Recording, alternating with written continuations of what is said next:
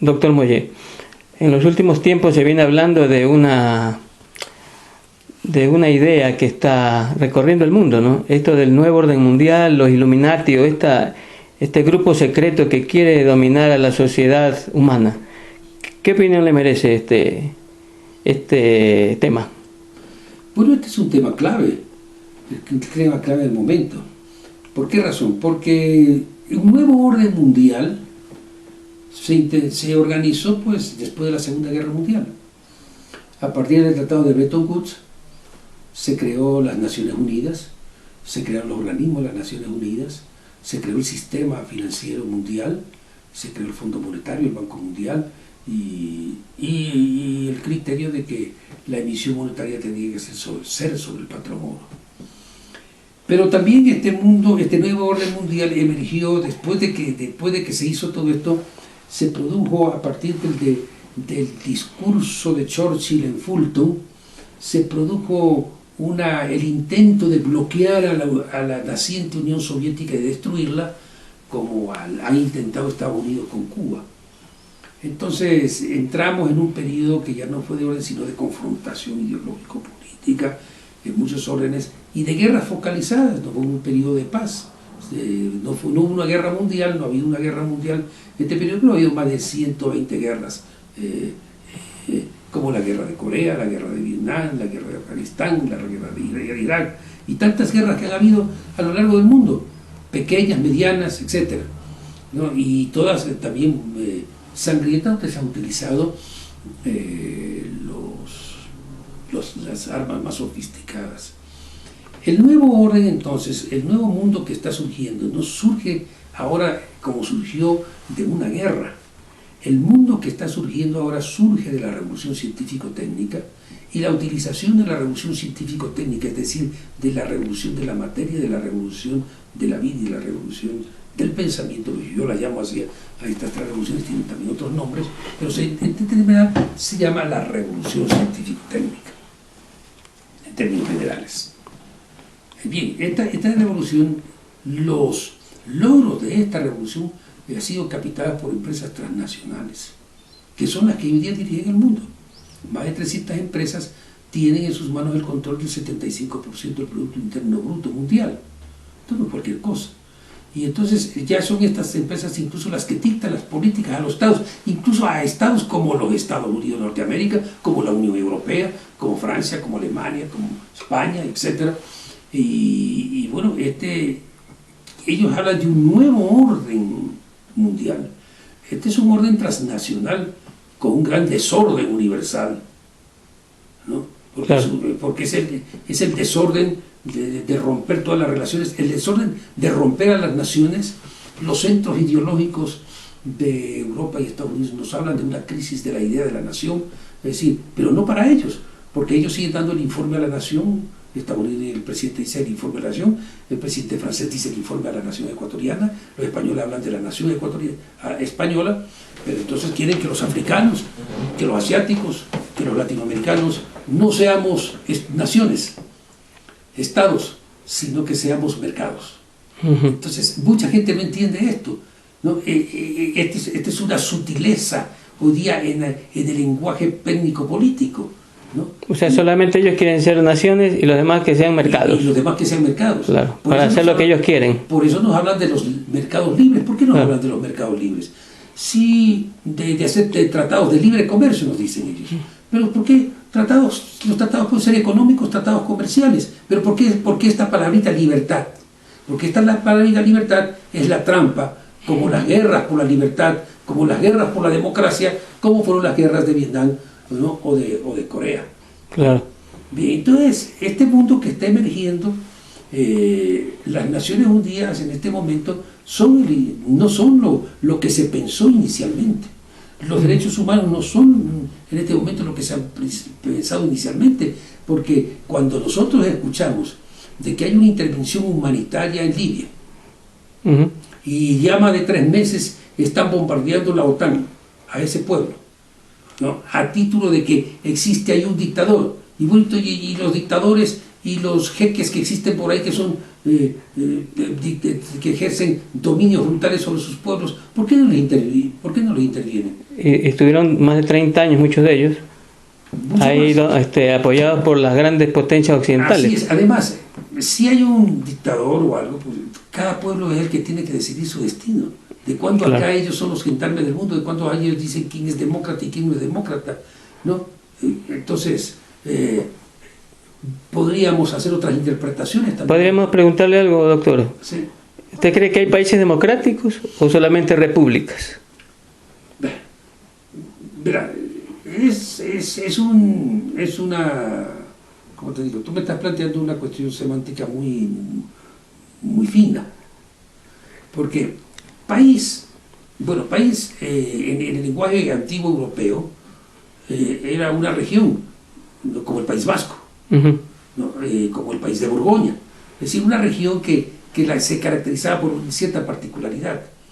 Lo que abarca todo es la nación. Y la república, que surge incluso la palabra desde Roma, significa la cosa pública. Que es importante que todas las repúblicas fueran la cosa pública, es decir, la cosa de la sociedad, ¿no? Uh-huh. y no la cosa privada. Porque ¿qué es lo que sucede? Que toda la ideología económica llamada neoliberal es la ideología que pretende que los estados se deshagan del patrimonio público, del patrimonio de la república, de la cosa pública, de la res pública, ¿no? Hablando en latín, ¿no? Y que esto pase a manos privadas. Uh-huh. Entonces, hay dos conceptos a mi manera que mientras no surjan otras cosas hay que salvarlos. El concepto de nación y el concepto de república. Para nuestros países, por lo menos, que Claro. no han pasado las experiencias de otros imperios, ¿no? Uh-huh. Entonces nosotros estamos en una etapa donde tenemos que fortalecer nuestras instituciones y tenemos que buscar también nuestro propio camino de desarrollo socioeconómico, entendido el desarrollo, es decir, como el bienestar material y espiritual de sus pueblos, de nuestros pueblos, que implica una línea de industrialización, una dimensión industrial, una dimensión científica, una dimensión tecnológica. Eso, pues necesitamos unas transferencias incluso tecnológicas que no la tenemos, y de esto no se habla, ¿no? Se habla justamente de hacer tratados libres que permitan a los países dos cosas. Libre lo llaman porque son tratados donde se impone el tiempo, no menos de 10 años, 10 o 20 años. No, los estados nuestros no pueden rescindir el tratado. Uh-huh. Están amarrados. Estamos amarrados, porque si rescindimos el tratado, los efectos del tratado siguen vigentes por el periodo para el que fue hecho, y además tenemos que pagar ciertas circunstancias, ciertos gastos, ciertos presuntos daños. Como es un tratado transnacional, pasa a ser parte de la legislación transnacional, y cualquier reclamación hay que recurrir a tribunales internacionales que no están en América, que no están en África, que no están en el Asia, sino que están en Europa o Estados Unidos. Ya sabemos cuál va a ser la decisión de un tribunal de esta magnitud. Entonces, es importante también que la gente entienda que es un tratado libre y cuál es la diferencia entre un simple tratado, como dice el Código de Comercio o como dice el Código Civil, un tratado donde se establecen cláusulas que tienen que beneficiar a ambas partes. Uh-huh. No tienen que ser contratos leoninos donde una parte es la beneficiaria y la otra no, donde una parte es la activa y la otra pasiva, no. Las dos partes tienen que ser mutuamente beneficiadas. Esto es justamente el debate que hay hoy día. El mundo entonces o surge sobre las bases democráticas realmente de un entendimiento entre las naciones que hasta ahora es una utopía, ha sido una utopía, ¿no? Sobre una concepción diferente también de que estas generaciones de ahora no pueden darse el lujo de acabar todas las materias primas, no pueden darse el lujo de producir una catástrofe ecológica, porque en definitiva este proceso o este nuevo desorden, que algunos lo llaman orden, yo lo llamo desorden mundial, Y es un fascismo. nos lleva a formas fascistas políticamente, nos lleva a la perspectiva de una catástrofe ecológica universal que puede acabar con la civilización, o nos puede llevar a una catástrofe nuclear, ¿no? Si las cosas y los intereses juegan como en el pasado, ¿no? Y se sigue manteniendo esa vieja definición de ese guerrero von Clausewitz, ¿no? Que decía que que la guerra no era sino la política por otros medios, ¿no? Es decir, no, porque eso no es verdad. La guerra es la negación de la política. No es que es la política por otros medios, es la negación de la política. Porque entra la violencia, entra la destrucción masiva. Y eso lo hemos visto ya actuar. Por lo menos ese es un criterio que yo lo mantengo, de que no podemos comparar ambas cosas. La guerra y la paz son dos antítesis, ¿no? Y la política también, porque la política se inventó para resolver los problemas, para crear líneas de conducta. La política no es sino una línea de conducta frente a los problemas para resolverlos. Entonces la política es la expresión de la relación civilizada de los seres humanos. Doctor, pero ¿qué esperanza le queda a sociedades llamadas libres, dominadas por un imperio invisible, que tienen atrapada a la humanidad? Es decir, ¿qué futuro, qué puede hacer la gente? ¿Qué piensa usted para poder boicotear este fascismo que quiere imponerse en el mundo? Esta no es la primera vez. No nos olvidemos que los cruzados también quisieron apoderarse del mundo. No nos olvidemos que Hitler quiso ser un imperio milenario, ¿no? ¿Qué es lo que tenemos que hacer? Claro que estas son fuerzas ocultas, fuerzas que no dan la cara, pero que son fuerzas que tienen el control de la información, que pretenden controlar la mente de los seres humanos, ¿no? Que incluso en un momento dado podrían intentar hasta guerras bacteriológicas, ¿no? Sin que se sepa cuál va a ser el resultado de eso, porque si son bacteriológicas el mundo está rodando, las corrientes están dando vueltas por el mundo, y entonces eso puede ser un boomerang, ¿no? Es decir, cualquier cosa de estas es un boomerang. Lo importante es que los sectores que tienen claridad en esto, los hombres libres y de libre pensamiento, logren crear instituciones que aclaren estos problemas. Yo creo que el mundo de hoy, que es un mundo en transición, ¿no? Que es una mutación que estamos viviendo, ¿no? Un salto cualitativo en la ciencia, en la tecnología y todo esto, pero también es el mundo que cree que tiene que crear nuevos paradigmas. Entonces, estos paradigmas ideológicos, estos paradigmas políticos, estos paradigmas tienen que ser conocidos, tienen que ser desarrollados y tienen que buscarse los medios para llegar a los grandes sectores del país, de los pueblos.